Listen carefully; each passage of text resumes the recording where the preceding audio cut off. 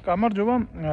გავაკეთებ მცირე შეფასებას. მოგეხსენებათ, ახლა უკრაინაში და რუსეთს შორის მიმდინარე ომთან დაკავშირებით ამერიკა კვლავ დომინანტია და გააკეთა განცხადება ამერიკის პრეზიდენტმა და მისმა ადმინისტრაციამ, რომ 28 პუნქტიანი შეთანხმება არსებობს. მოკლედ, თუ ამას არ დათანხმდებით, ეუბნება მშვიდობიანი მოლაპარაკებების ირგვლივ, მაშინ ამერიკა გაწყვიტავს უკრაინასთან სადაზვერვო ინფორმაციის მიცემას და ეს ძალიან მნიშვნელოვანია და შეიარაღების მიცემას. ახლა ძალიან მოკლე რაკურსით რო აგიხსნათ, რას ნიშნავს, როდესაც ომში მყოფ ქვეყანას, რომელიც იკვებება უმთავრესად ყველა რესურსით და მათ შორის უპირველესი არის ინფორმაცია ომში. ინფორმაცია, რომელიც ახლდებოდეს შეიძლება ყოველწუთიერად რა. და ოპერატიულ დონეზე საბრძოლო მოქმედებები სადაც მიდის და ცოდნა იმისი, რა ძალები გიტევს, საით გიტევს, რა იარაღით გიტევს და ასე შემდეგ, ახლა არ ჩავალს იχνისეულებს, სად არის განლაგებული მოწინააღმდეგის ლოჯისტიკური ძალები, მასალები, კვების პუნქტები სად არის და ასე შემდეგ. ამან შეიძლება ომის თეატრის წარმოებაზე და სწორ შეტევაზე ერთია კიდე გქონდეს ინფორმაცია და მეორეა, ამ ინფორმაციაზე მოახდინო ადეკვატური პასუხის მიღება, ეს იქნება ცეცხლი თუ ახლა ამაში აღარ წავალ სიღრმისეულად.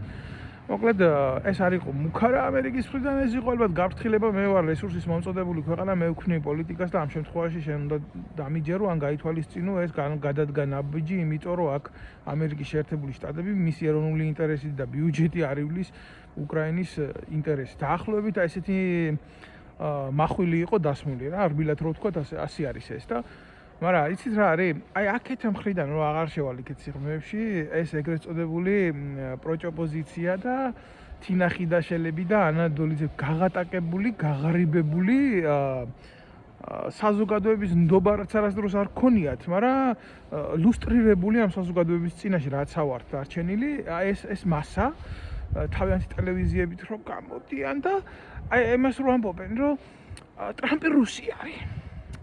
ტრამპმა ისეთი რაღაცა გააკეთა, რომ მისმა მოადგილემ ეს არ იცოდა და რუსებმა თურმე გაუგზავნეს რა მეილში ტრამპს, რომ ეხლა შენ უნდა გააკეთო ეს შეთანხმება გჭირდება და იმან თურმე ეს გამოაქვეყნა.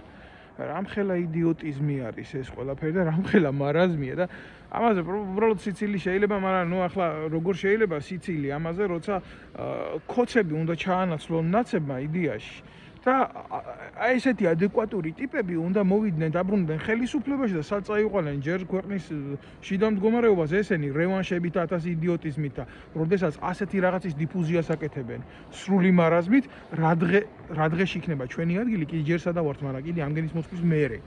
აი ეს არის დარდი ქართველი ერისა და ამ ყველაფრის მერე აკეთებენ ესეთ იდიოტიზმს, რომ გამოდიან და თურმე აშუქებენ, უკვე უცებ ხტება მეორე პაზლი და ამბობენ, რომ ისა რა ქვია, ტევე პირველი ჟურნალისტი დააკავა პოლიციამ და თურმე ბუქნები გააკეთებია იმაში წინასწარ დაკავების საკანში.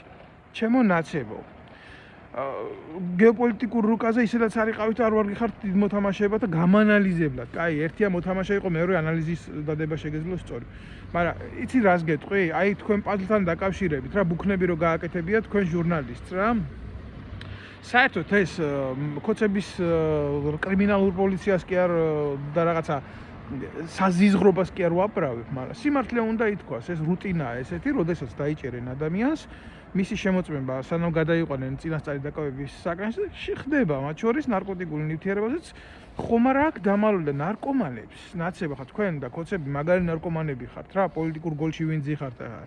იქ ვინც ყავთ დაყენებული, ყველაფერზე წამსვლელი ტიპია ის ოპერატორი, აი ესე ყავთ არჩეული ძირითადში ეს 90% და რა თქმა უნდა შეამოწმეს რა, რუტინა თავისი მაგაში, ახლა ვერ დაადანაშაულებს ჩაულებ ვერავის, რომ შეამოწმეს რა ქონდა რანაირად. ბუქნს რაც შეეხება ნარკომანებს ახასიათებთ ესეთი რაღაცა, რომ უკაცრავად პროქტოლოგიურ ხრელში მალავენ ჩეკს ნარკოტიკის რა და როცა ბუქნს აკეთებს ადამიანი ფიზიკური მომენტია ტაკოში თუ აქ თქვენ ენაზე რო ვთქვათ პროქტოლოგიურ ხრელში ტრაქში თუ აქ შედებული ის ჩეკი ხო უცებ ვარდება ხვევით და აკეთებს ლუსტრაციას ამის რა თქვენ დროს არ ხდებოდა ბუქნების გაკეთება ციხეში თქვენ დროს იცით რა ხდებოდა თქვენ დროს ხალხს იქირაობდით ავერბოლკებით კი არ ქირაოდი, ფულსაც აძლევდით კაც 20-25 ევროს, რომ უკაცრავად ევროს არა ძალიან დიდი ეკვივალენტია ლარს, რომ ერთ კაც მეორე კაცი გაეუპატიურებია და იმ პროქტოლოგიურ ხრელში, სადაც თქვენ გიმოწმებდნენ ახლა ნარკოტიკს, ფალოს საყოფიებით, ანუ ფალოს რა, მამაკაცის ორგანოს, ასკის ორგანოს აყურებიებდით და თქვენ მერე ხო, აი ამას წერდით ვიდეოზე და თქვენ გერქვათ სახელმწიფო და მე დადიოდით შვეიცარიაში უონის ოფისებში და იმის ადამიანის უფლებებზე ლაპარაკობდით, გამიგე?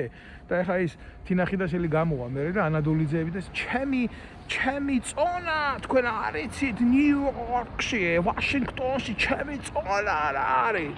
შენი წონა ნებისმიერ ტუალეტში ვაშინგტონის და ნიუ-იორკის შენი წონა, შენ წონაზე დიდი წონა აქ ნებისმიერ განავალს. ნებისმიერ განავლის განავალ შეიძლება კონდეს შენზე დიდი წონა და იმ ეგრეთ წოდებული კონგლომერატის წონა, რომელსაც შენ წარმოადგენ. წადით ვიზია, ისევე ბუქნებს მიხედეთ შენ და ანადოლიძემ და იმ სასტავმა ნაცებმა, რურუებმა და ამნაირმა ტიპებმა.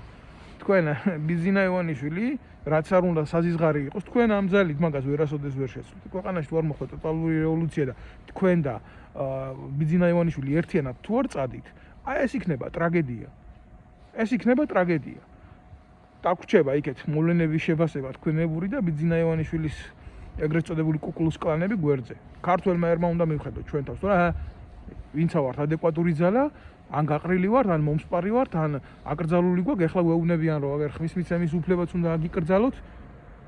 ეს არის პრობლემა. საქართველოში გულახდილად გეტყვით, როცა ვიყავი, არც მაშინ არ მივდიოდი არჩევნებზე, მაგრამ თვითონ პოლიტიკური ფაქტი, რომ ემიგრანტს აუკრძალო არჩევნებზე ხმის მიცემა, აი ესაა ღალატი. ჩვენ იქეთ კი არ უნდა ვიყოთ იმისკენ დაინტერესებული რა ამერიკასა და რუსეთს შორის რა ხდება და რას გაიყოფენ და რას არ გაიყოფენ. ჩვენი მით უნდა ვიყოთ დაინტერესებული ჩვენი სამოქალაქო სექტორი როგორ გავაძლიეროთ და გავწმინოთ ამ ნაბოზრებიდან. რომ ესეთ თამაშებში არ გავახვიდოთ ერი. მადლობა.